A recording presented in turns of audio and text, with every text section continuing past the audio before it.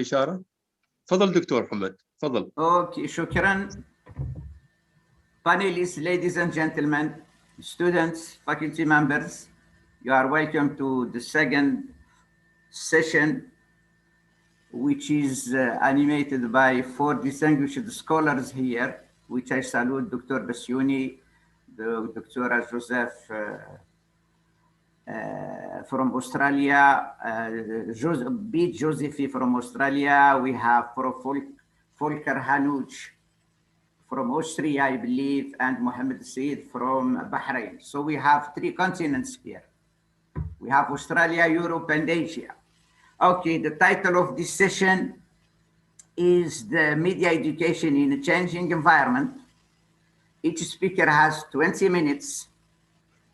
And in the name of God, the most gracious, the most merciful, peace be to God and peace be on you. We will start with Dr. Bassiouni Hamada, Professor Bassiouni Hamada, who is going to talk about de-Westernizing journalism, research, education, and profession in Islamic context. Professor Bassiouni, the floor is yours. Well, thank you, Professor Qiraat. Thank you, Professor Abdullah Kendi, for having me with you in this important event. Thanks also should go to the organizing committee of this conference. Let me start with trying sharing my presentation. Okay.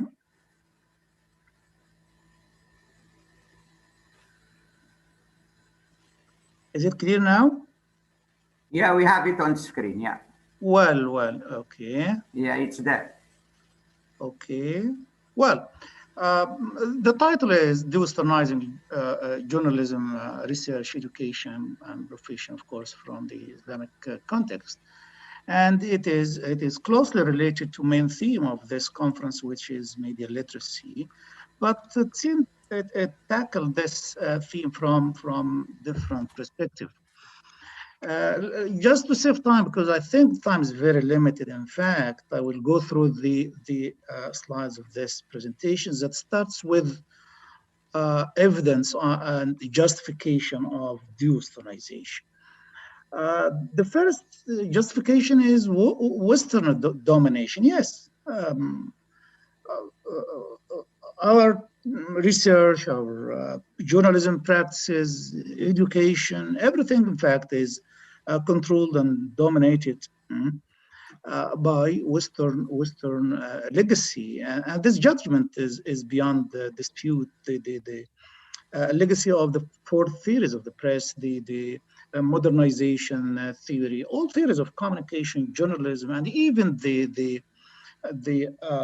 criteria used for judging the media performance, all of it are imported from Western literature. Media literacy, yes, I hear today a number of different concepts, but for me it is how to liberate yourself from the hegemonic culture, or at least to critically apply others' paradigm. I read most of what have been written in this topic and found that though it is the most marginalized culture, Muslim and Arab scholars have the weakest voice in this discourse. This is a surprise, of course. Academic dependency explains a perpetuation of the Western dominance.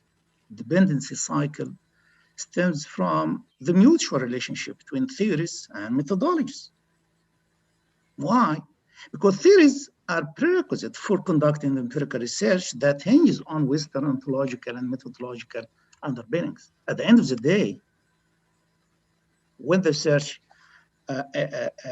researcher ends his research, it refines, consolidates, or suggests new Western theories, leaving, Of course, leaving the indigenous culture out of the discourse. The ultimate consequence appears in what we research, what we learn, and what we teach. It also determines what we use as a benchmark to manage and judge media systems. What is de-Westernization? Simply broadening the methods of academic knowledge production. Yes, in fact, this is the Western definition. A process of reorienting Western knowledge production, uncritical adoption and application of Western theoretical perspectives. Political Islam has its own definition, in fact, that I'm not with also, to establish completely independent paradigm and reviving the Islamic heritage. What's the purpose of this contribution? My main purpose is to integrate two detached worldviews, two separate and isolated worldviews, Western and Islamic. How? This is the main theme of this contribution. Is this ambitious goal possible? Yes, the answer is yes. I mean, merging both these two opposite paradigms. Hybrid worldview, as presented here, provides a totally different and new approach of de-Westernization.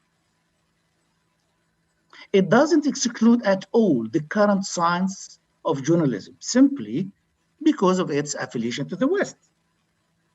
Nothing could be called as completely Western. Nothing could be called completely Asian, African. No, it's a human scholarship, human principles, human production of knowledge.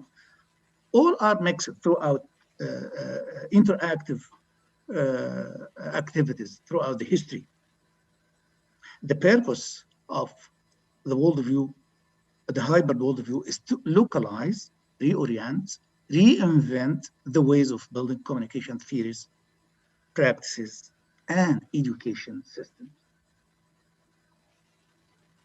Of course, the three alternatives should be collectively, holistically examined. Research, education, and finally, practices. What are the challenges before the hybrid worldview? Hybrid, I mean, that is the combination of two different paradigms. Of course, peoples of two civilizations have different views of reality. Their understanding of natural social realities, problems, solutions are not identical. Western scientific worldview is mainly based on reasoning. Yes, Islamic worldview depends mainly on revelation, but of course it welcomes reasoning. Big misunderstanding. Here is the way through which we start building the hybrid worldview. Science is based on verified knowledge. Yeah, we can't say about this. We can't say anything about it. And cannot be merged with unverified religious knowledge. Oh, this judgment reflects a deep misunderstanding of what? Of the religious knowledge. Religious text, like all other texts, is open to a variety of interpretation, you see? And what is subjected to verification is not the holy text at all. It is about interpretation of the scholars. And therefore you are free. You have free hands to reach different interpretation and to verify this interpretation without being confused. Structure of the hybrid worldview. To what extent is the structure of scientific worldview applicable to Islamic one? The first proposition, philosophical proposition of the scientific worldview is that the world is well organized, ordered, and consistent. Yes, go to the basic sciences, natural sciences. This is the main philosophical proposition. But from the Islamic point of view, existence and continuation of scientific research is possible only because of the constant fundamental properties of materials of the universe created and sustained by the Creator, Allah subhanahu wa ta'ala. The second philosophical proposition is the faith in the human logic, intelligence, to discover facts and understand the world.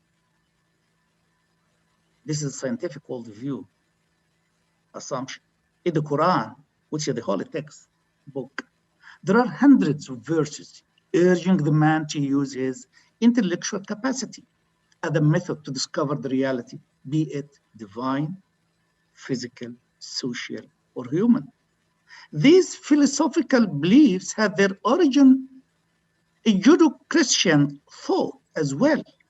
Roman Catholicism, for example, recommends a specific religious view that addresses both nature and man as members of one society.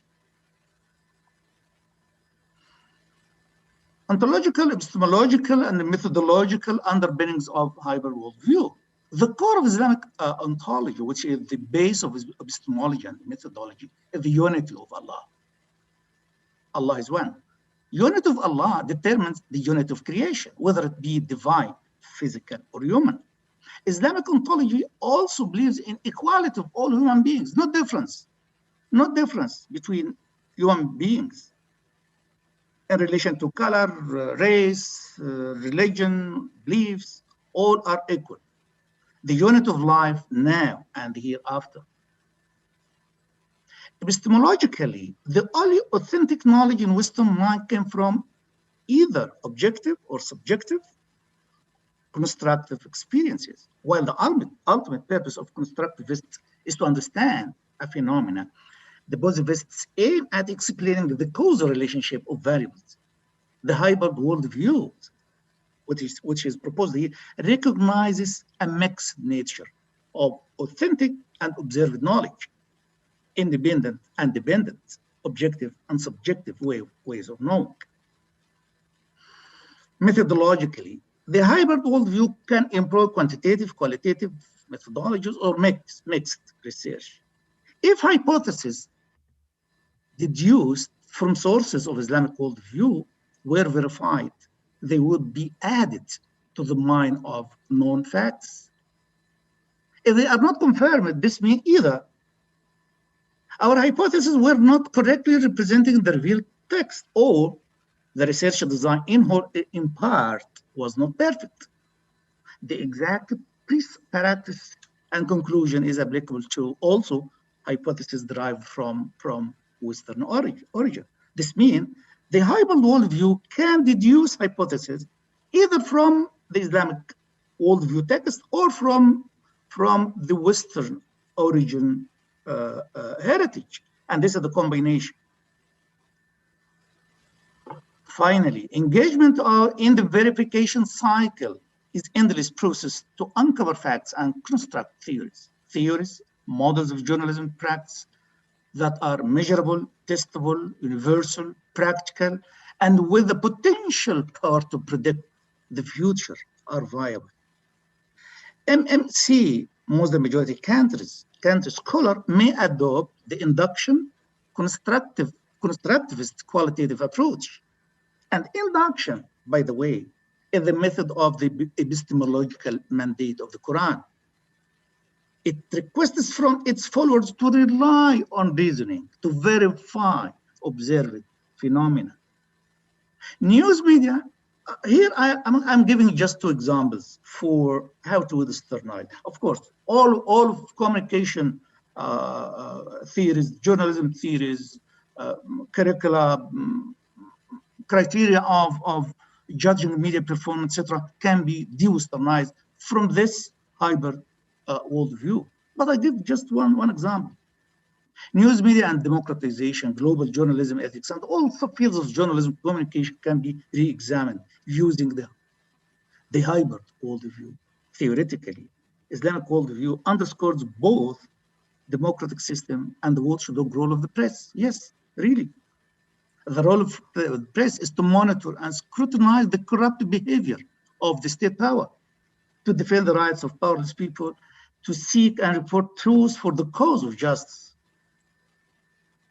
What emerges from this view, which is theoretical, is a broad research area for all of the people, not only in the majority Muslim countries, but elsewhere, to answer a major question of the extent to which journalism ownership, practices, reach, freedom, content have contributed to the failure of democratic transition in MMC.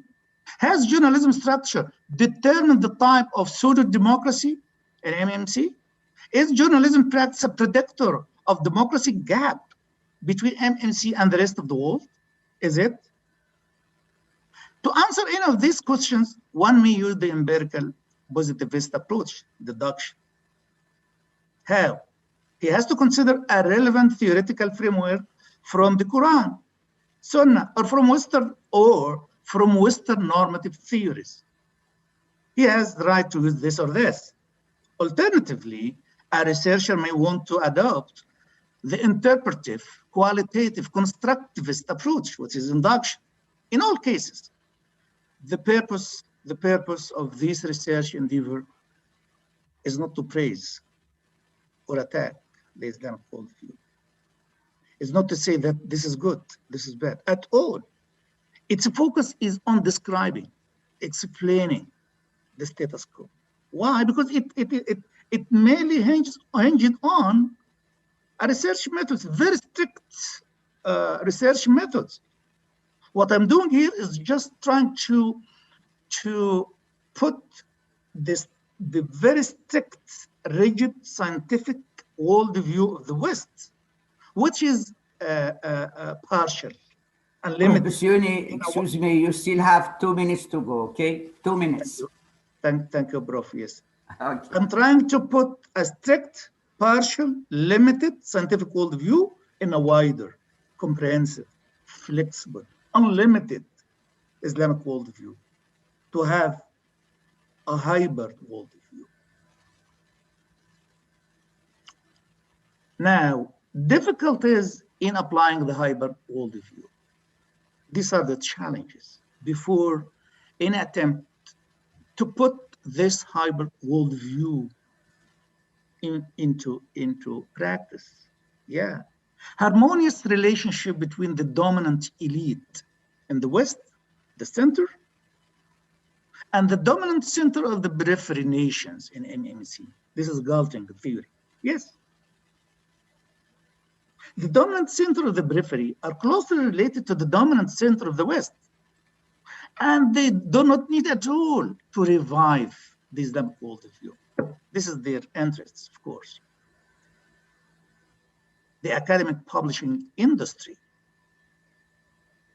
If you are going to use the hybrid worldview, using the Islamic perspective, the outcomes of publications, etc., and I seize the opportunity of having the editor of journalism studies here, Dr. Folker, is to how to welcome the publication of scholarship that is not merely dependent on the Western paradigm.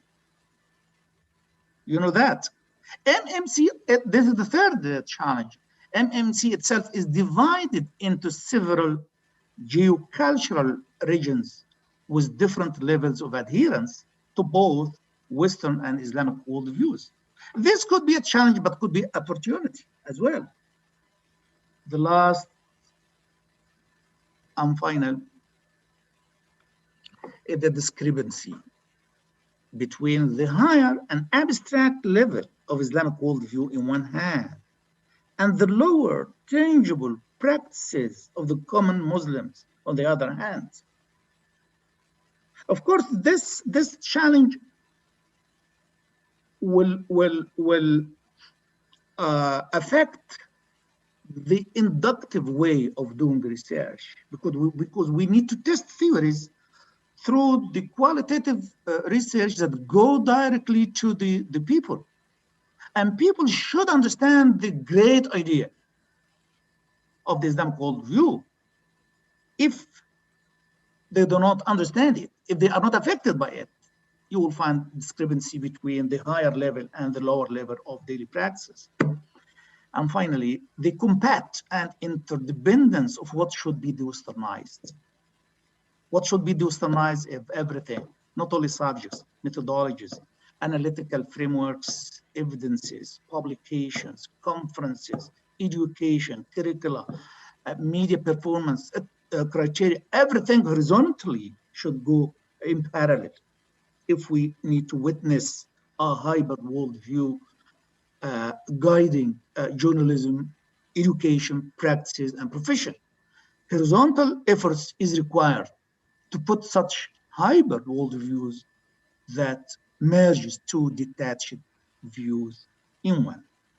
Thank you, Professor Qirat. Thank you, my colleague. Thank you for all listener, and waiting your questions if any is available. Thank you very much.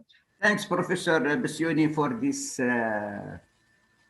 outstanding lecture, this challenge to the West. And unfortunately, you know, we still have a big gap between the have and the have-nots. And there is really a grave dependency on what comes from the West. And speaking about public relations, for instance, everything is imported from there in terms of textbooks, in terms of strategies, of techniques, etc., etc. Thank you very much for this critical view. The floor now is for Dr. Volker Hanouch. He's going to talk about comparative insights on journalism students' views from across the globe. So at least in this presentation, we will have views from several countries in the world, from all parts of the world, and this at least will give us an idea on how the industry is moving ahead. Okay, Prof. Volker, the floor is yours. Thank you, Professor Qirat. And thank you again also to the organizers for having me. It's an honor to be on a panel with such esteemed colleagues. I would like to share my screen, but I think Bassiouni still has to to remove sharing his, otherwise I can't. Yeah. Great, thank you. Yeah, go ahead. Now I think you have you can share. Yeah. Yep. Let me find it.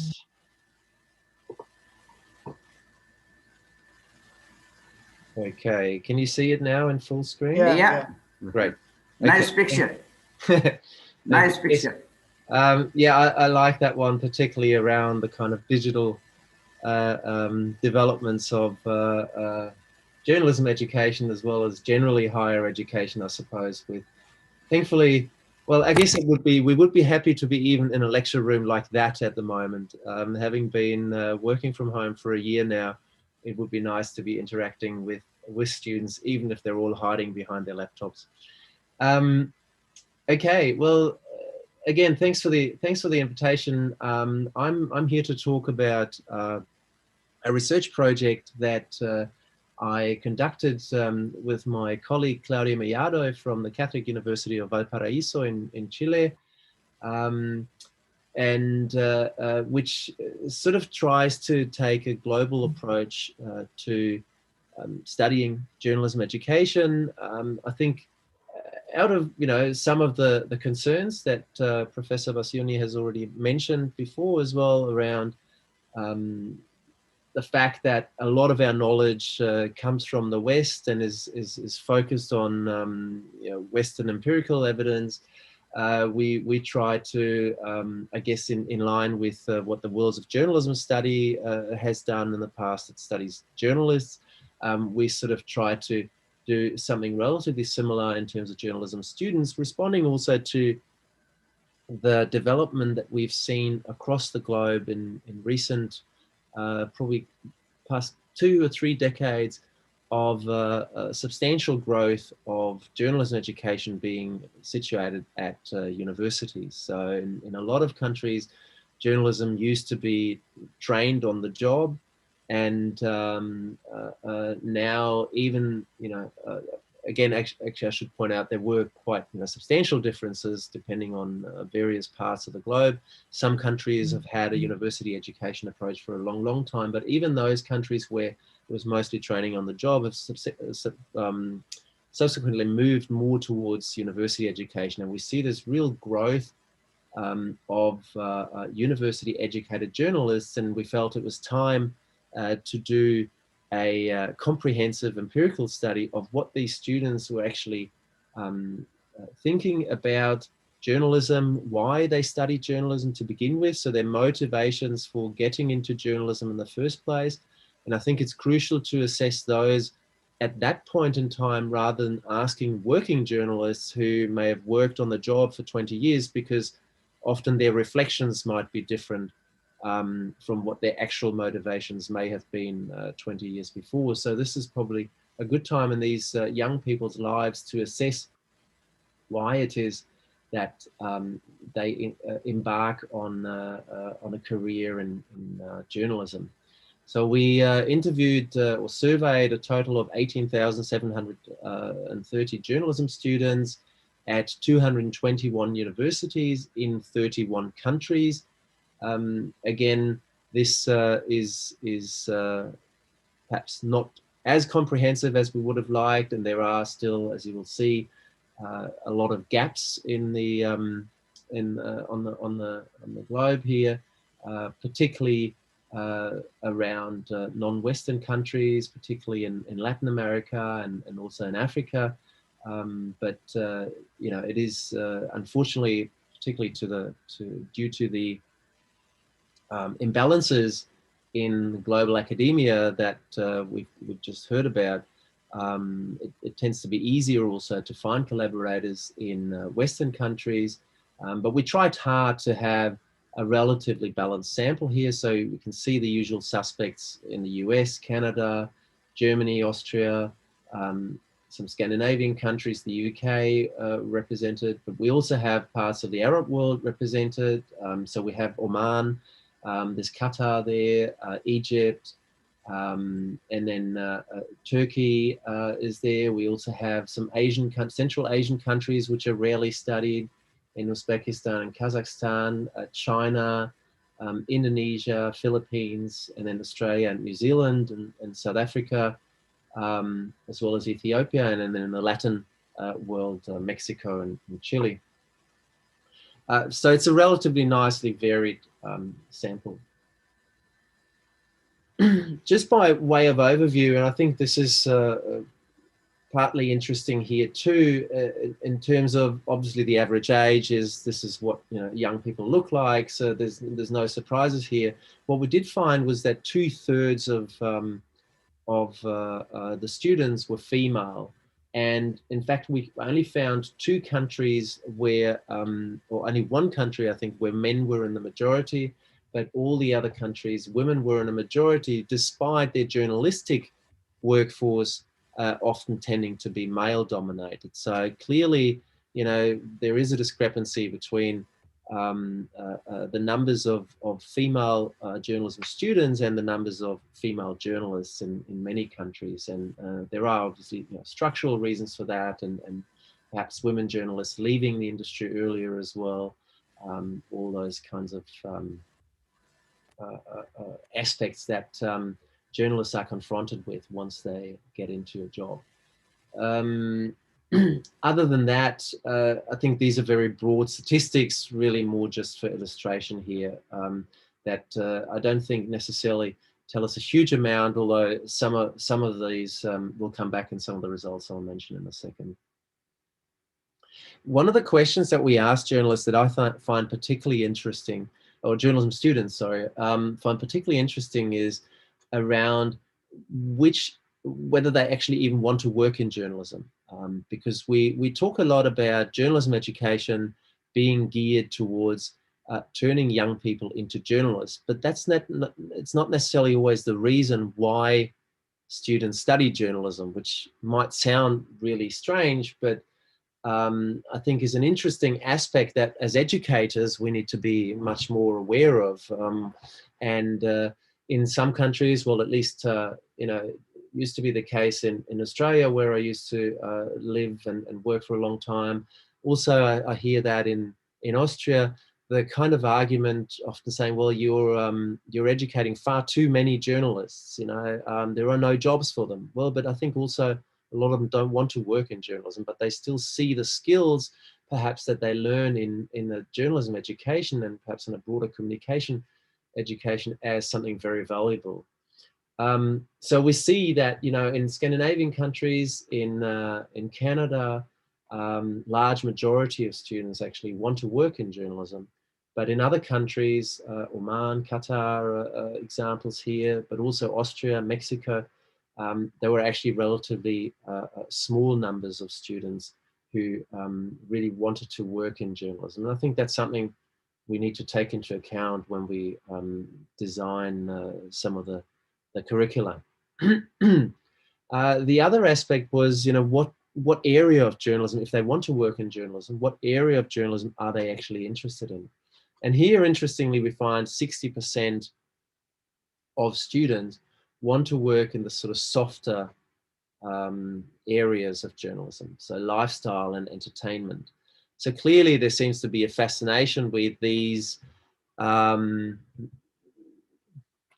entertainment-driven formats of journalism, and whereas our educational curricula tend to focus much more on the hard news, on journalism's relationship with political life, rather than perhaps journalism's relationship with everyday life as also something that is important, and where a lot of journalism students want to work in. Now, I'm not suggesting that purely the areas that students are interested in should be the ones that we ought to focus on in journalism education, right? Because that would be just pandering to students' interests.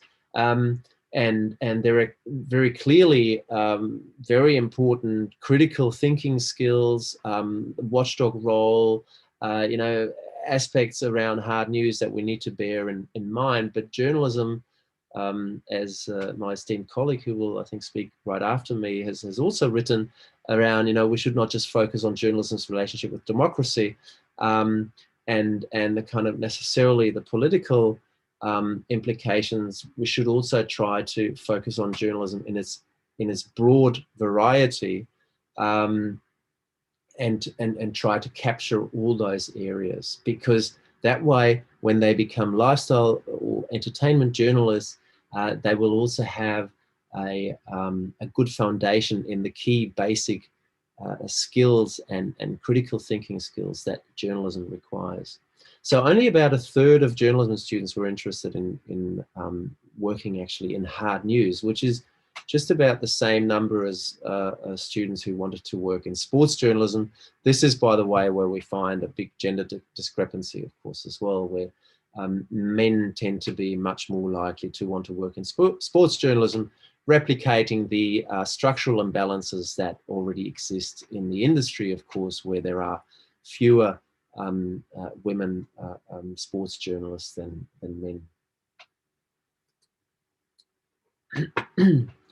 Another aspect that we looked at was around their motivations, and so students were given scales to respond to the extent to which they agreed with a range of motivations for studying journalism. The first one relates to wanting to have a varied career, which was something that the opportunity to meet different kinds of people, the variety of the kind of work, to meeting different kinds of, to have the opportunity to travel. So a sort of an intrinsic motivation that relates a lot to the supposed pleasures of journalism, right? Of doing something new every day, of journalism always being about something different. The creative aspect has been cited in a lot of studies on journalism education as well, and this ranked very highly here too. Their talent for journalism, pleasure of writing, wanting to be creative. These are the kinds of aspects that students valued in this extent. And then the public service, at least here on a global scale, was something that relates to, you know, journalism's public service orientation, wanting to fight for freedom and democracy, to fight injustices, to hold the powerful accountable, to have a chance to influence political life, help in nation building, all these sorts of roles that we associate very much with journalism's public service role. And then finally, the last one that was the least popular, I suppose, or least often cited for wanting to study journalism is something around called security. So here there were issues around financial security, so around the kind of money one can earn, or having a stable job. And of course, with journalism rarely offering both of these things, or maybe not necessarily to large numbers of journalists, I think most journalists actually also realized, and I think most journalism educators tell them very early on, that journalism... Prof Volker, please, yes. You have 2 minutes to go, please. Okay. That journalism is not necessarily the kind of job you do to make a lot of money. All right, I'll speed up a little bit. What we see here is that actually the interest in journalism decreases over the time that they study journalism. So they realize, and I think we tell them as educators, that, you know, there are fewer jobs. So we actually see a decrease in the number of students who want to study, who want to be journalists, and an increase to those who want to work in PR. We also asked about journalists' role perceptions, and I'll skip over a couple of slides here just to stay within time, to compare them also with journalists. So we asked students a whole range of items around what they want to, the kind of role they see for journalism as being important in society. And a lot of the responses actually mirrored what journalists were telling us in various countries. We identified 4 dimensions. The monitorial role, which I think is pretty much self-explanatory, providing political information, you know, monitoring the powerful. An interventionist role, which is advocating for social change, supporting national development, influencing public opinion.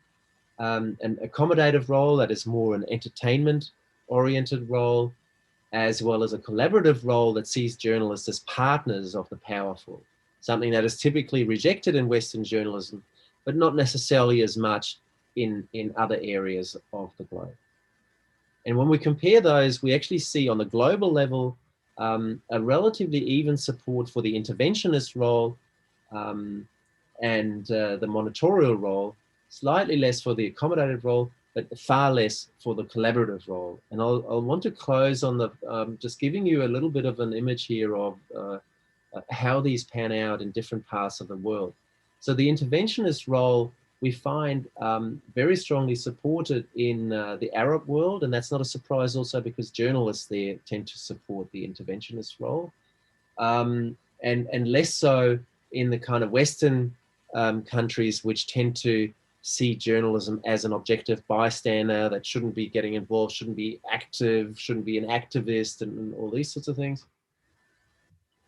The monitorial role, not too surprisingly, is valued very highly, therefore in North America and Northern Europe. And the more sort of focus on entertainment is also valued in some of these more affluent countries in Europe, but also interestingly in China, in Egypt, Ethiopia, Oman, Indonesia. And finally, the collaborative role, which is also valued highly in the Arab world, in Uzbekistan, and Philippines, and rejected broadly in Europe, but also not rejected perhaps as strongly in the United States as we might have thought or might wish. So, you know, again, we see some developments over time in terms of the stage of the degree that students are in, a slight increase of importance for the monitorial role. So arguably, journalism education is pushing students towards thinking more about their monitorial role of holding the powerful accountable, and a slight decrease in the accommodative role, because we kind of tend to tell them that, you know, entertainment is kind of, it's soft news. It's not necessarily what journalism should be focusing. So that might be reflective also of what journalism educators are telling students and how they are responding to these. Okay, thank you. Just for the conclusions up there for you to have a quick look at. Okay, you have 30 seconds, please. Go ahead. No, that's fine. That's just really to sum up the main findings here. The focus on the monitorial role in Western democracies, collaborative role in authoritarian and the interventionist role in transitional democracies, which somewhat mirrors what we know about working journalists. But I think, again, you know, there is much more we need to do on perhaps interrogating the individual contexts of journalistic education and production in those countries. Thank you. Thanks, Volker. Thanks. Thank you for this extensive and very, very outstanding, you know, presentation, you know, based on so many countries and thousands of students participating in the research. Okay, our next presenter from Australia. I think it's what time now? It's 8 p.m., 10 p.m. in Australia? Later. It's almost 10 p.m. Wow. Almost yes. 10 p.m. So good evening from Sydney. Yeah, and good afternoon here in Muscat. Anyway, Professor Joseph is going to talk about the shifts in journalism in the digital age between competition, responsibility, and accountability. Thank you very much for joining us, and the floor is yours. Thank you very much. And I also would like to thank the organizers and Professor Al-Kindi for inviting me here. As you just said, I won't show slides, so I will read you out a paper, and my talk is titled The Shifts in Journalism in the Digital Age Between Competition, Responsibility and Accountability, and it will outline journalism's heritage and the changes journalism is undergoing. Of course, you will have heard a lot about these changes, but I will want to take you a somewhat different path. I wish to take you a way that pays respect to the global picture of journalism, not only a partial one, that is, journalism as you experience it in the Middle East, or for example, in India, in Southeast Asia, or in China, and not only in the United States or the United Kingdom. I will then venture to how journalism and the reach of journalism has changed, and will connect these two brief points about media literacy and journalism education. As we know, and Professor Basuni alluded to that, journalism's history is largely American, in that even the European countries, initially those with high literacy and high press development, but also later all countries around the globe adopted US norms, values, practices, and conventions. This means that journalism is predominantly shaped in American terms. The event-centered style, the adherence to objectivity, and the introduction of the interview were bit by bit transferred to Europe, first to the United Kingdom and then to other countries in Europe. With it came a very strong normative connotation, which underpins journalism's and the press's importance. Journalism started to position itself as a vital and indispensable part of democracy, usually known as the Fourth Estate. This not only ennobled journalism, it also ennobled press proprietors. However, the political power became sufficiently worried about the power of the press proprietors to set up in the middle of, in the 1930s, a commission, the Hutchins Commission, which eventually outlined the social responsibility of the press. Yeah. The parallels to today of calling for social responsibility are striking, except that we now question and discuss the responsibility of digital platforms like Facebook and Twitter. One aspect in which the European countries, notably initially the United Kingdom, went their own way was to set up a public broadcaster, which was a sample followed by many countries. The age when newspapers were the major means of reaching people brought two advantages. One advantage was that it's such a focused news provision provided social cohesion. The other was better education for journalists. Throughout the 20th century, journalists became ever better educated, so that today, worldwide, nearly every journalist holds a college degree. This educational push went hand in hand with the endeavor of journalists to be seen as professionals. One major aspect that journalism professionals, and journalism for that matter, were measured against was autonomy.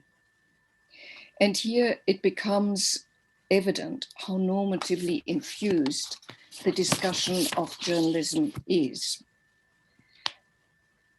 Many years ago, I opened an article with a sentence that I've seen quoted now many times. I wrote, "Few disciplines have been so caught in a tension between normative and empirical as has journalism."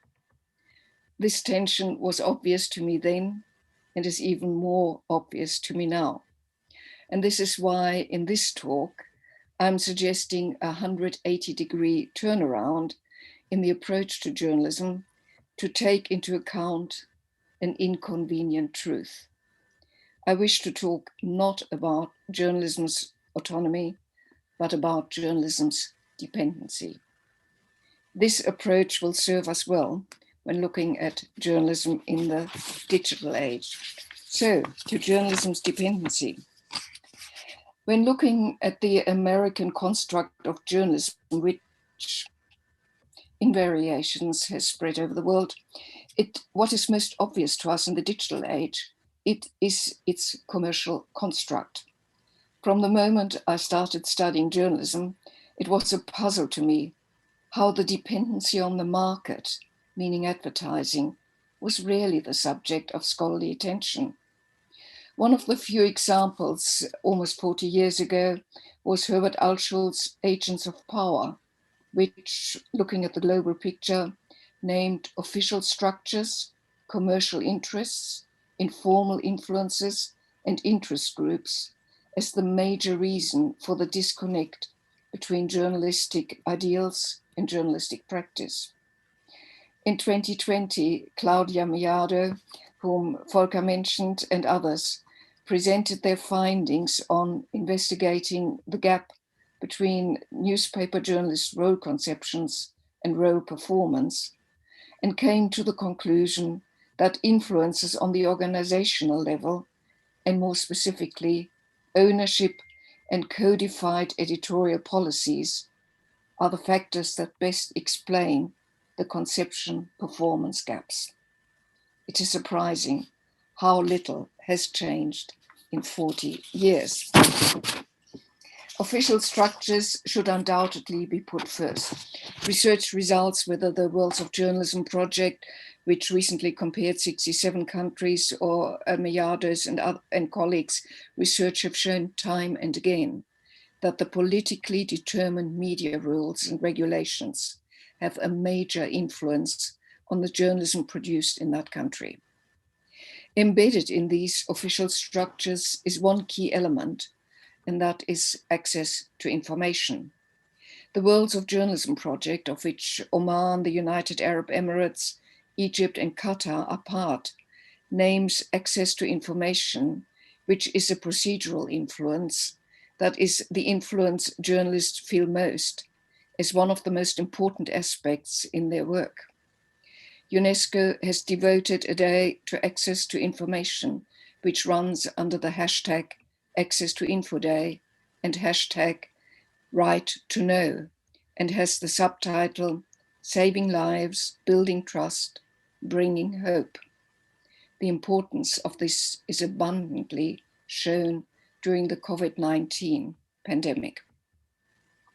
For journalists, access to information, in many cases from the government or bureaucrats, is essential to test the accuracy of their facts, and in many cases in many countries, this information is hard to come by.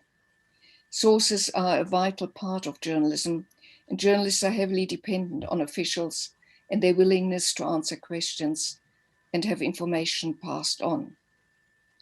Whereas the dependency on sources is less talked about in scholarly literature, the commercial and economic dependency of journalism has been a focus for the past 2 decades. In the 20th century, few scholars wrote about journalistic autonomy depending on commercial income.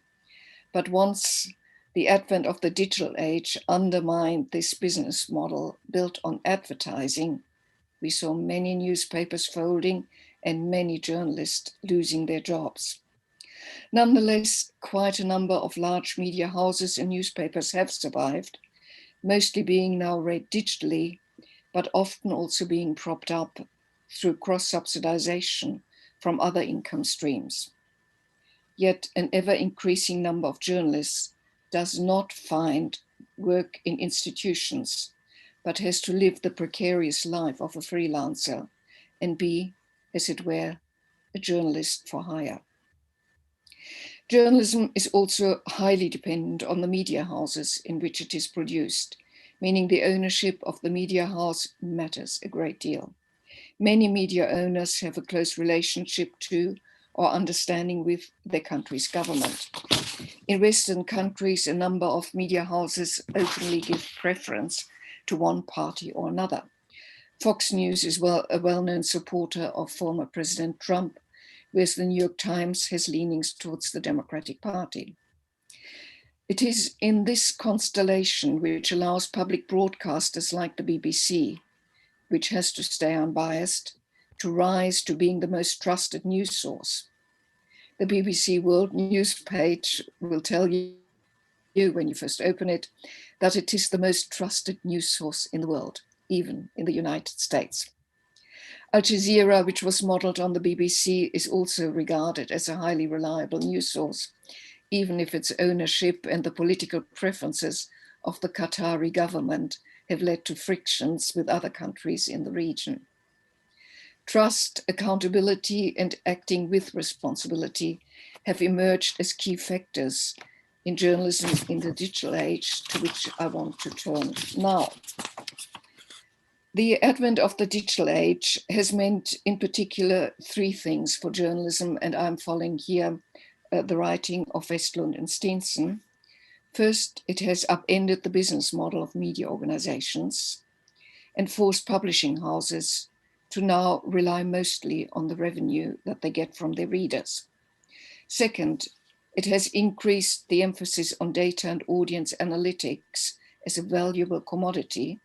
And third, journalism is often read on platforms of companies that do not own institutions of journalism, meaning that news is not read on the websites or apps of news publishers, but employ journalists, but is read on Facebook, on Twitter, on YouTube, Instagram, Telegram, or whatever is your platform of preference. Today, news is overwhelmingly consumed online, as shown in the Digital News Report, which comes from the Reuters Institute for Journalism at the Oxford University in their yearly reports. What these figures tell us is that journalism has lost its monopoly over news, and that journalists are no longer the gatekeepers for what reaches the public. They have to share that space with the readers of you as family and friends, public relation news, advertisements, or professional news from colleagues or professional associations. The competition news organizations, and by extension journalists, face is great. And there is a catch. What was initially welcomed as a far more open way of communicating is now treated with great caution. The digital platforms are equally open to those who spread false news, disinformation, and hate speech. Fake news has become the big problem, and even more so in 2020 when the corona pandemic took hold. Suddenly, people found that journalism matters because social media contains so many so-called alternative facts, some of which are at odds with official advice, misleading, or simply false. And let me quote another finding.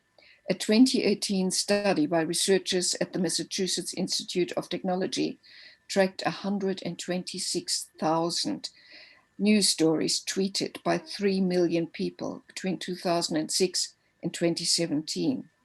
It found that it took the truth 6 times as long as falsehood to reach 1,500 people on Twitter. Why? Because fake news are constructed to have a much stronger emotional impact, because these false stories inspire fear, disgust, or surprise. Fabricated stories, of course, are also helped by the algorithms that spread popular stories much faster, whereas true stories don't travel quite so fast through the digital channels. They can inspire sadness, but also joy and trust. And the years of the pandemic have shown us, indeed, how important it is to have media literacy to distinguish between trustworthy and untrustworthy news sources. And with this, I would like to turn to media literacy. Yes. Here, I have to admit that I'm not... 2 more minutes, Prof. Josephine. 2 Yeah. more minutes, please. Okay. Yeah. I have to admit that I'm not specialized in media literacy, and that's why I will desist from venturing into areas of telling you how or what to teach. I would like to concentrate on the facts that underpin the enormous importance of media literacy. The most recent data I could find about the digital use in the MENA region, which are for 2019 and before the pandemic forced us to stay at home and stay even more in front of computers, are as follows. 9 out of 10 young Arabs use at least one social media channel every day. Half of the Arab youth, which means 50% or more, say they get their news on Facebook on a daily basis. Compared with other online portals, only about 40%, television 34%, and only a meager 4% from newspapers. During Ramadan, and the lockdown situation could probably be compared to life during Ramadan, social media users spend 2 million more hours on Facebook, and this also includes WhatsApp, which is owned by Facebook. While Twitter is less used than Facebook, still Saudi Arabia are 5th and Turkey 6th largest market for Twitter. But wait for it, it's often used for online video of sports events. I'll leave the figures here because I'm sure you're well aware of the interaction with digital channels throughout the region, especially its many young people. But I want to add my voice to those pointing to the enormous importance of media literacy. Media literacy education, and in particular digital literacy, is often conceptualized as a way to address the negative dimensions of media, including media manipulation and misinformation. But media literacy should equally be conceptualized as creation of knowledge society, as giving readers and viewers agency and the ability to understand and evaluate different aspects of media, and also to create communications. But 2020 and also this year, the attention has been on the vast amount of false information, and so it's really people ought to be taught how to read a URL and just to see whether it's not just a celebrity or an influencer who has got very strong opinions and no knowledge about the science of the virus. Luckily, most people during the pandemic are sensible enough to place most of their trust in health officials. A statistic which I've seen and which includes the United Arab Emirates and Saudi Arabia shows that health officials are the most trusted sources. Understanding where the information originates from and what intention lies behind the message is one of the fundamentals of media literacy. Teaching media literacy also means teaching the responsibility that is inherent in when passing on information and writing messages. And very briefly to media education, the graph tells me that media, which I assume includes social media, was not as trusted as health officials. That's understandable. What I've what I've just said. But when you think of it, journalists are the ones that bring the words of health officials to the public. Journalists provide people with knowledge and experience that individuals usually cannot obtain. Journalists working for television or as news reporters are there at the press conference to capture the most recent update. Journalists have to be skilled enough to prepare their articles according to the ABC of reporting: accuracy, balance, and context. I will just give you the last sentence like the other. We are very tight on the program. Yeah, journalists, unlike many who inhabit the digital channels, have to abide by the rules of responsibility and accountability and cannot make false claims or distribute knowingly false information. Journalism education will have taught them the ethics of reporting accurately in a balanced way and providing context to their story. It is these lessons which are the bedrock of trust in journalism and on which journalism, amongst its many dependencies, depends on its future. Thank you. Many thanks. Thank you very much for your prompt and concise presentation. We really enjoyed it. And without losing any time, I would like to welcome my friend with his hat, Mohammed Said from the American University in Bahrain, who is going to talk about convergent media curriculum for a convergent media landscape and the complex ecosystem. The floor is yours, Mr. Said. Assalamu alaikum, everybody. Wa alaikum assalam. Especially my dear friend Muhammad. I haven't seen him in a very long time, but I'm not surprised to see him here today. And also my greetings to my colleagues. I know Muhammad is very precise and authoritarian about time, so I'm just going to get into it. He doesn't mind. He doesn't mind. So I actually prepared a PowerPoint, but I'm not going to use it through and through. I will just refer to it from time to time. Let me just share with you what I'm going to say, like the summary of what I'm going to say. The summary of what I'm going to say is in a short video that I'm going to share with you.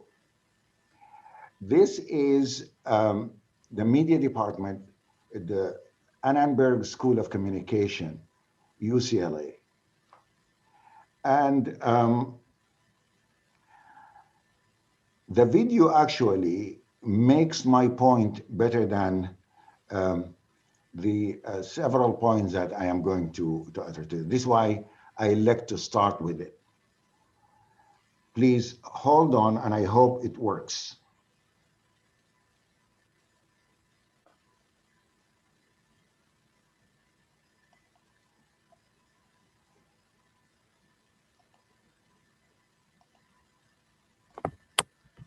It should, Dr. Mohammed, you are the expert in these things. Great, it's done.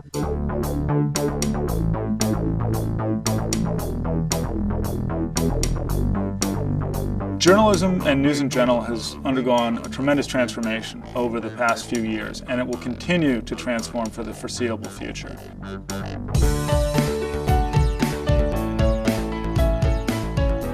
We believe at the Annenberg School that we have to change. We innovate or we go out of business. We innovate or we become completely irrelevant to our students and the broader communication community. What we see is this incredibly sort of increasingly intertwined media environment where you can post something and share it with people, or even not share it with people, and someone will find what you post and use it in different ways and sort of reframe it in different ways.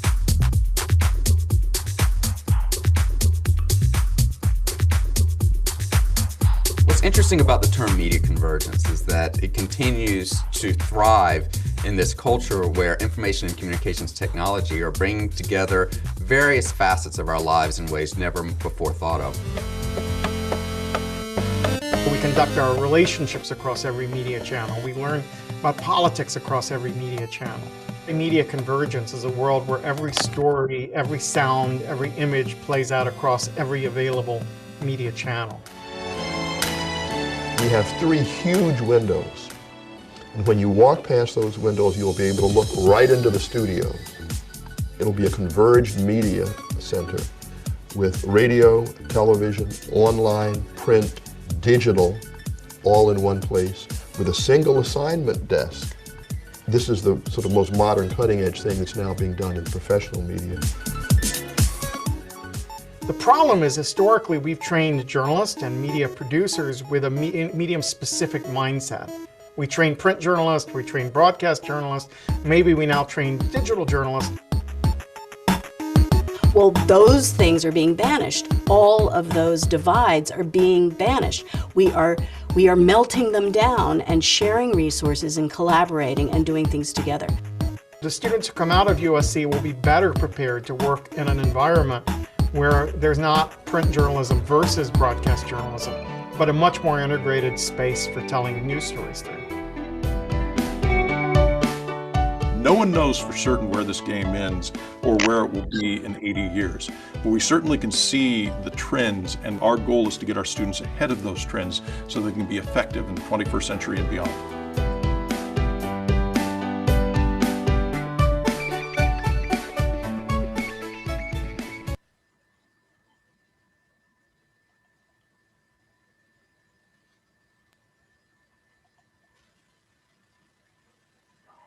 Okay, so I hope this sets the ground for what I'm going to say. This is happening in journalism schools and communication schools in many parts of the world, where the lines that separate these disciplines have evaporated. This is a school, a university, but at the same time, this is also happening in all over the newsrooms around the world because of convergence. I don't want to get into many details about the definition of convergence. It is in the books. It's bringing what used to be separate media platforms and unify them. The benefit for such a practice is that it will enable us to combine hard-earned, honed skills of traditional or legacy journalism and marry that with digital technology. Many people think that traditional media or legacy media is on the way out.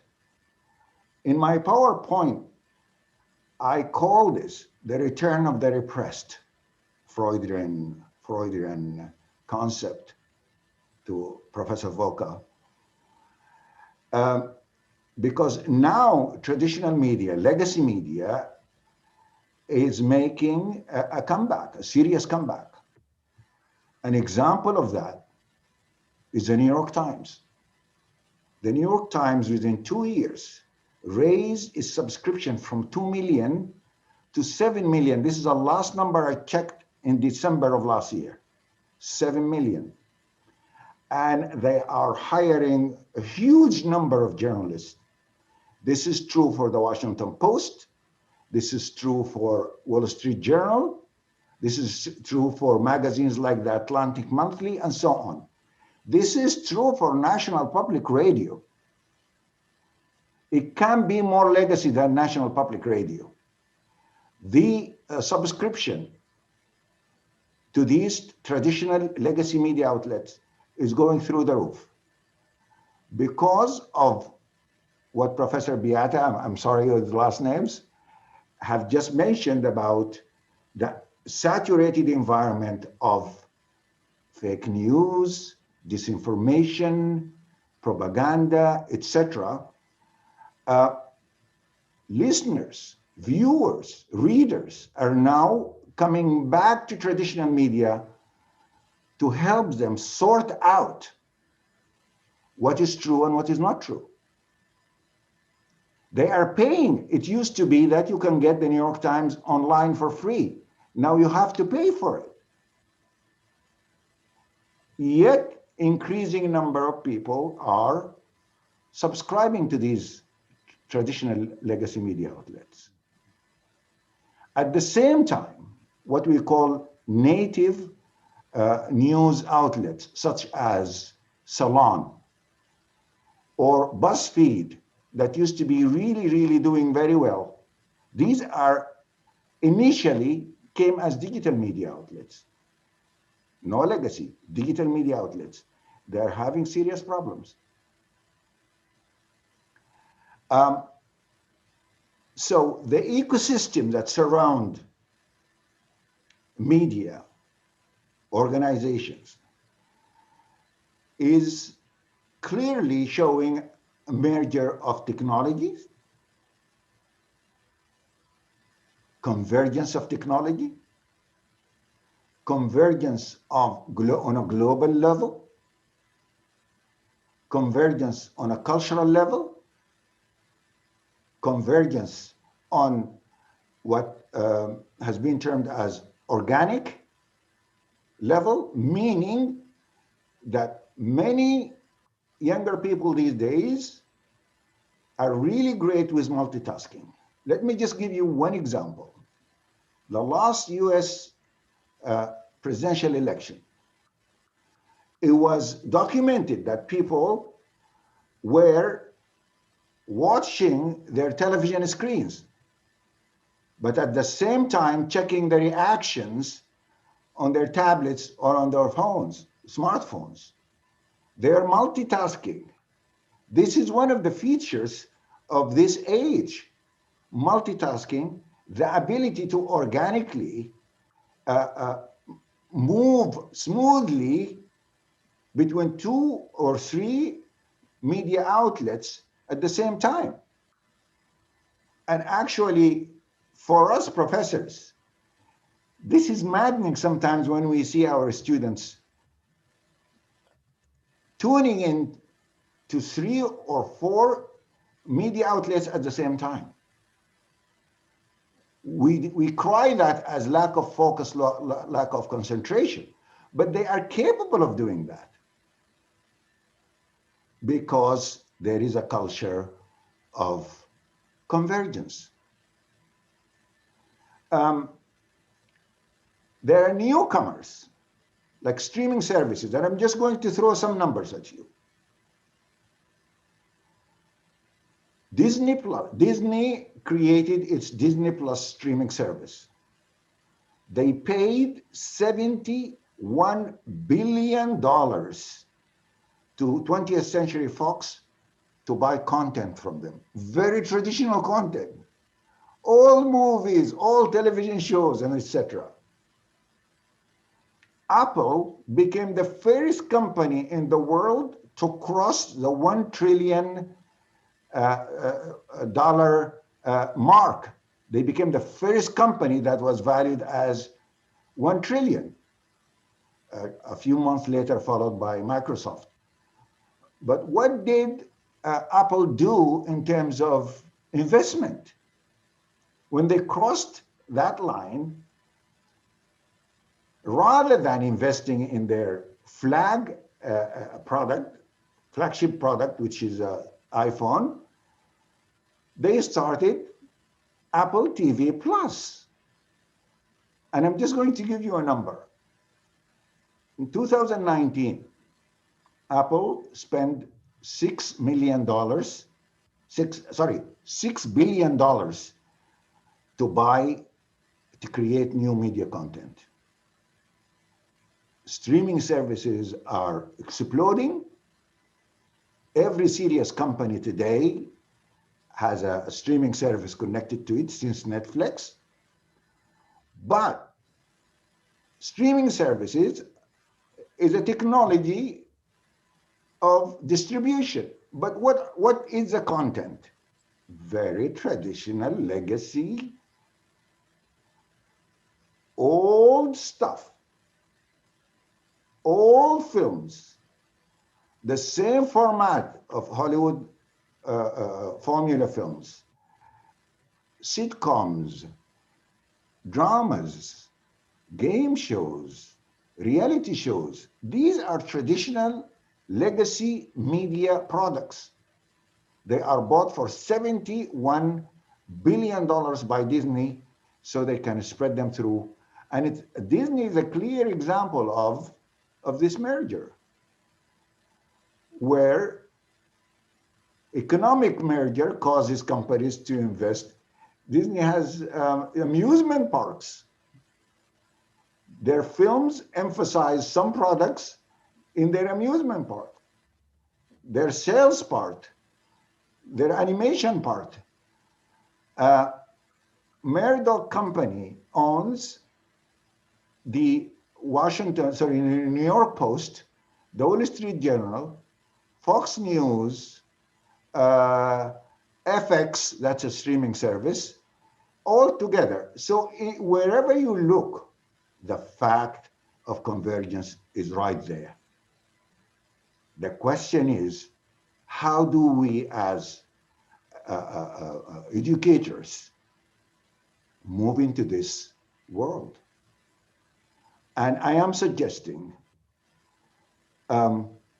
do this through a converged curriculum. What is a converged curriculum? It's a curriculum that teaches the students at the beginning, from the beginning, that the lines are separate: broadcast, television, radio, photojournalism, mobile journalism, documentary filmmaking. These lines have disappeared, and therefore the students at the same time move freely between all these divisions. I published a paper 2 years ago I called a model curriculum,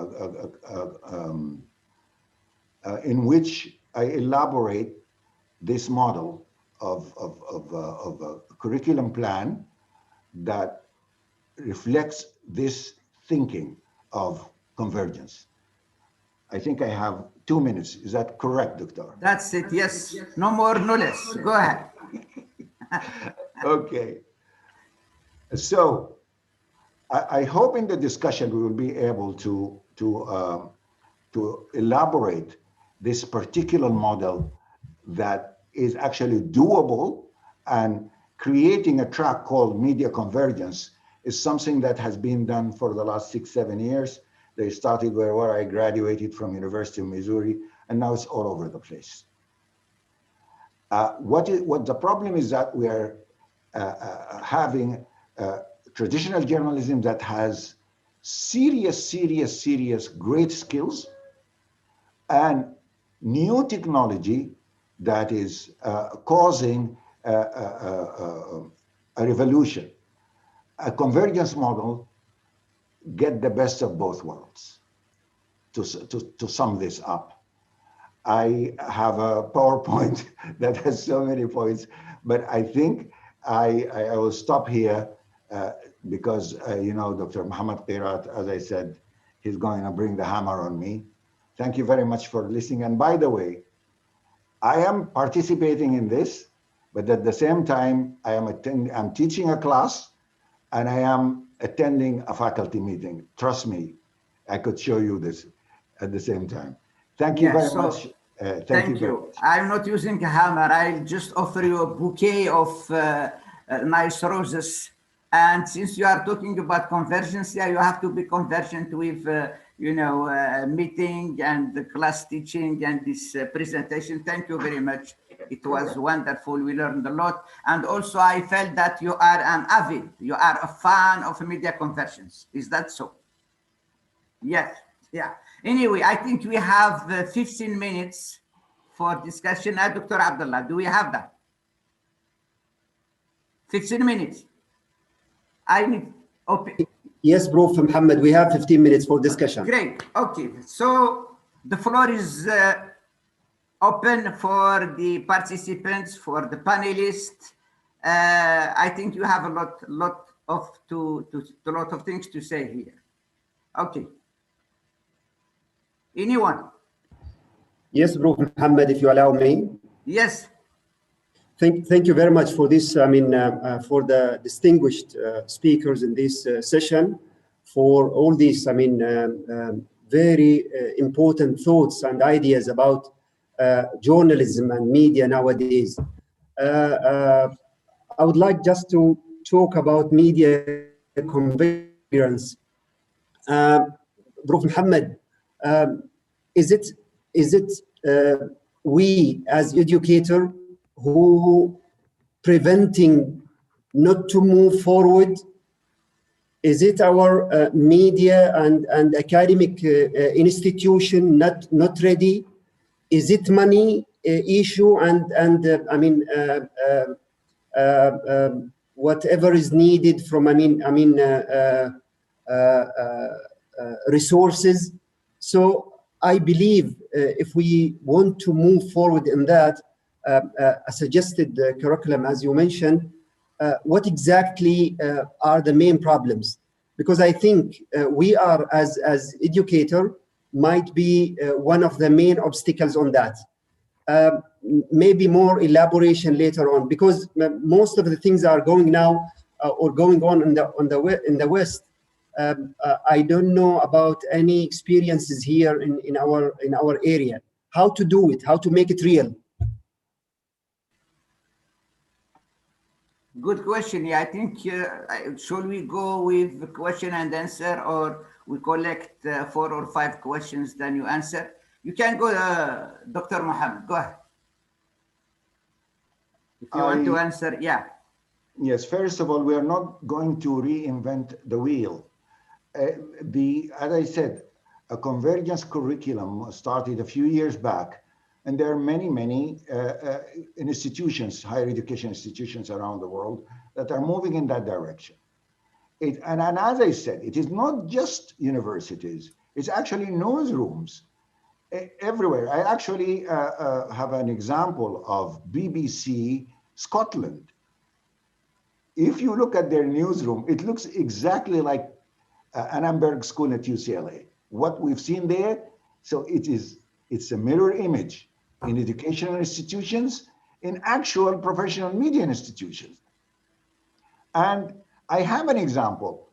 David Carr is a seasoned New York Times journalist. He said the following. He said, in my backpack, and he actually opened his backpack, I have an explosion of technology that is more proficient than my whole newsroom that I used to work at for 30 years. He was carrying in his backpack the tools that he needed to do his job, more potential than the newsroom that he worked for 50 years.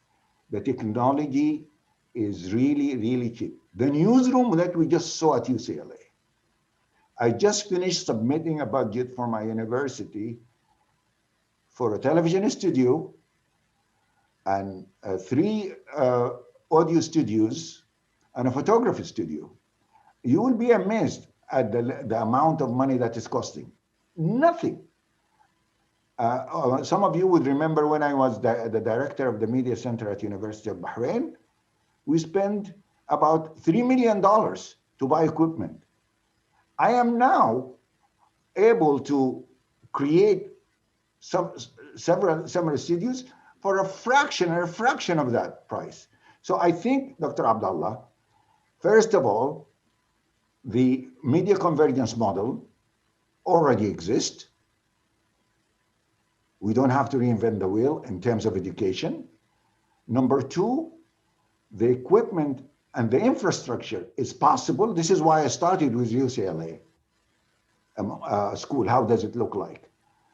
And it makes sense. It really makes sense. The problem is, I think, is when people are entrenched in their tracks, in their fields, that they don't want to open up and see this fluidity now. in the concept of convergence. So maybe we as educators need to go through this orientation. So we no longer start thinking like, I am a radio and TV person, I am a photojournalist and so forth. I hope I tried to answer. Thank you. Yes, thank you. Thank you. I have myself, a concern about this whole business. I do agree with you, but my fear is there is more concentration on the technology and the means than the content. You see, this is an issue that really bothers me. I have another issue for... This is why we need legacy media skills. Definitely, otherwise, yeah. Students will just learn applications. Because you will have, students more oriented into the technology and these gadgets than where is the message, what is the content. Thank you. Anyway, I have myself, a question for Dr. Beat Josephi about the Herbert Altschul book, Agents of Power. Do you think that it still applies for today media industry? It was one of the few voices that was actually not praising all the norms and all the values. And I think that if you look at a global picture, and especially also a picture, as Professor Basuni talked about, that includes the Middle Eastern world, I think then we really have to consider these aspects of dependencies, as I called it, that you are in a certain construct where you can do things and where you can change things, but where you also can perhaps move only a little bit slower than perhaps in other parts of the world. And I for one, am not trying to say you have to follow what America says, because I think America, that's what the Worlds of Journalism project showed, is in fact an outlier. It is not central, it's an outlier. Yeah, and that's, what happened to Herbert Altschul and to Vincent Mosco and all, and Ben Bagdikian, those who really, and Noam Chomsky, who criticized the media industry in United States of America. Yeah. Any other questions, please? I think we still have some time to go. Please. Yes, go ahead. Activate your mic, please. Your mic is off. Yeah, go ahead. Hello, everybody. I'm very glad to receive you all here. Thank you. Thank you, my dear friend, Prof. Kindi, that all these big names are in one room. I'm very glad, and I learned a lot from all of you. Thank you very much. I'm going back to my dear friend, Prof. Yeti, regarding the deep fake news, all of these disinformation, all of this, what new technology brought to us, and also what my dear friend Muhammad Usman said about converting a curriculum that should be placed and very necessary at this time. To what extent that enough for us as academic, just converting curriculums and preparing our students in universities? I mean, I did a survey regarding nearly all the media colleges all over the Arab world, at least, and what I have said that nearly the same what Prof. Muhammad Usman said about converting curriculum is very needed, but also I think we are still, as academic, still far than our students. There is a gap between us and them. I mean, the new technology is going too fast. They are, some of them, they are, I mean, more advanced in using them. Of course, not just the technology, but the philosophy behind that. This is first, to what extent that we are, can go together with them. The second, to what extent that the politicians and the educators on the other side in schools, universities can put all of these curriculums and go with us in our goals. I don't know to what extent that we can do that, because we are alone. We cannot do that much. This is what I think. Thank you. Thank you. Any comments? Any other questions?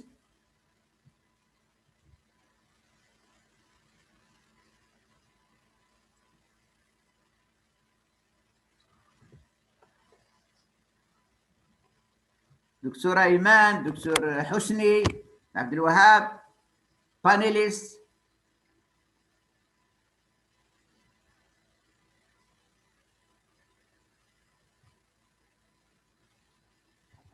If you allow me, Dr. Muhammad. نعم، تفضل حبيبي. I would like to go back to Professor Volker about the journalism students around the globe. I mean, comparing to other studies, especially we normally compare between this study and the other one, which is journalism around the world, or world of journalism. What progresses took place since that time we finished and verified the information in terms of publishing new papers and new books, depending on that, I mean, results, because we have actually a hell of results. And can we talk about phases, I mean, from that study? Because when we started that study 5 years or more back, many developments since that time emerged on media education and even about, I mean, students' attitudes toward academia and their schools of journalism schools. So can we talk about new phases or new versions of that study nowadays? I think it's important. If you can elaborate or say something about that, it will be, I mean, important. Thank you. Yes, sure. I mean, I think one sort of big problem that has been that happened in the past was that around the time that a lot of this data gathering was finished, both Claudia Mayado and I moved into new jobs, and that slowed down the writing of publications considerably. And I'm still been working on the motivations paper, which should hopefully be finished in the next few months, though. And it's because otherwise it's, you know, it's difficult. I think with some of these results, though, they are also timeless. If we are looking at much more the kind of factors behind why students think the way they do. But I agree with you that probably much like we have done with the Worlds of Journalism study, where it's now moving into its third wave, which would make it give us probably a rough 10-year time frame since the last wave. This would be something that we should do for the students as well, and then also to be able to explore something that we also haven't yet done completely, comparing the student samples much more closely with the journalist samples for the countries, at least where we've looked at a country for both students and journalists. So I think there are a lot of opportunities still. But yeah, unfortunately, a lot of it has been down due to workload, and you know, COVID, I think, hasn't really helped in the last couple of years, unfortunately, or last year at least. Yeah. Any other questions? Doctor, I just wanted to add one point that I was unable to get into. Yeah. I talked about some of the trends and changes that are happening around the world in the present of media production, media consumption, etc. One of the points that I did not have time to elaborate on is those changes actually are making us reconsider the communication model, famous communication model. Yeah. Sender, the receiver. And there is very, very interesting points. I'm just going to add a simple point here, which is in the loop, the feedback loop. Now we have algorithms that tell newspaper editors and media consumers, media editors, what stories, what images, what detailed profiles of what the audience want. And this is feeding back into the process of production. This is just a recent development related to algorithms and artificial intelligence, but it exists in every organization. I read this, New York Times editors, they said they get this data, and accordingly, they reshape what they do in tomorrow's paper. Thank you. Thank you. I would like to go back to Bisiuni, Prof. Bisiuni. Yeah. I like your ideas about de-westernizing the whole, academia and research in journalism and mass communication.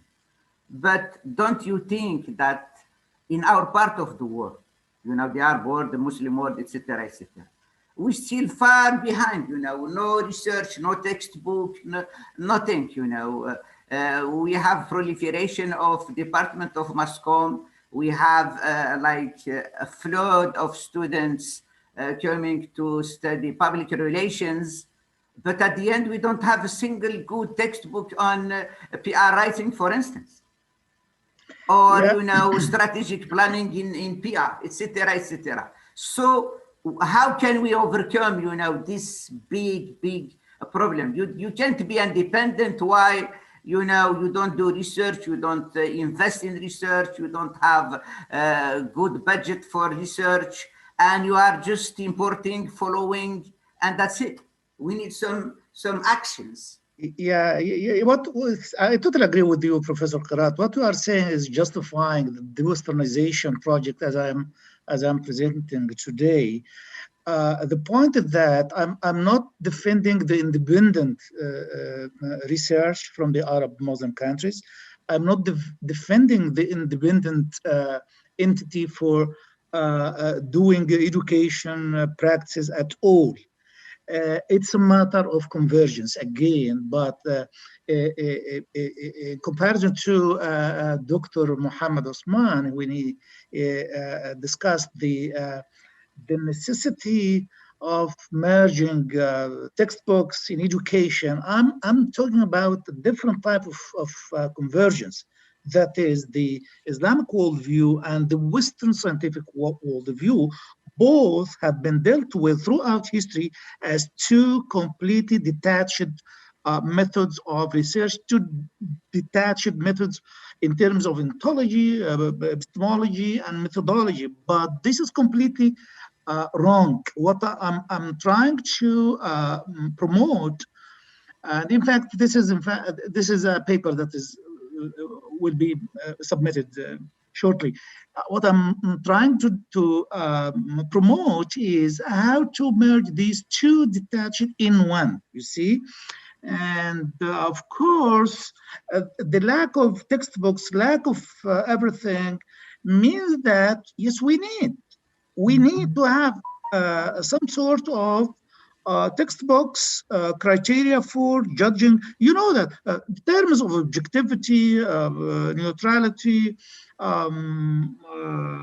first state model of journalism, etc. All of them are Western, but by Western I mean just United States and UK, as Bita has mentioned, because of course the Westernization is not a call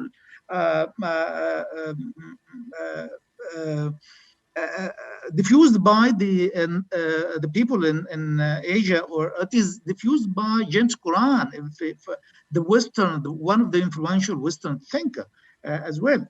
I hope that I made it clear. I'm not going to have an independent. We can't be completely independent. We have to think that the universal heritage are shared by all. You know that the European Enlightenment, the European Renaissance could not be happened without a real contribution from the Muslim thinker in different branches of sciences. This is what I'm talking about. If we just use the human-made scientific worldview as invented by the West, we will not be able to discover the real reality. In order to discover the real reality, we have to provide the philosophical underpinnings that has been divined by Islam. It gives us a huge horizon through which you can do whatever you need, and it doesn't against any technology, it doesn't against any what is matter. It doesn't matter whether the Islamic tenets are in the center. What is matter is that the ultimate result should not be in conflict with the Islamic tenets. It should be in concord, not in conflict. It should. It is a complementary, not contradictory paradigm, Professor Kiran. You see, therefore, I hope that this discussion, and in fact, the time that I have presented, in which I presented it, is just 20 minutes. I need more than this. It is 2 hours in order to clarify the points. But at least I'd like to stimulate the mind that we have the heritage that can contribute enormously, tremendously to the current and existing scholarship in journalism, be it in the level of practices, level of education, and even the level of the profession itself and the scholarship production.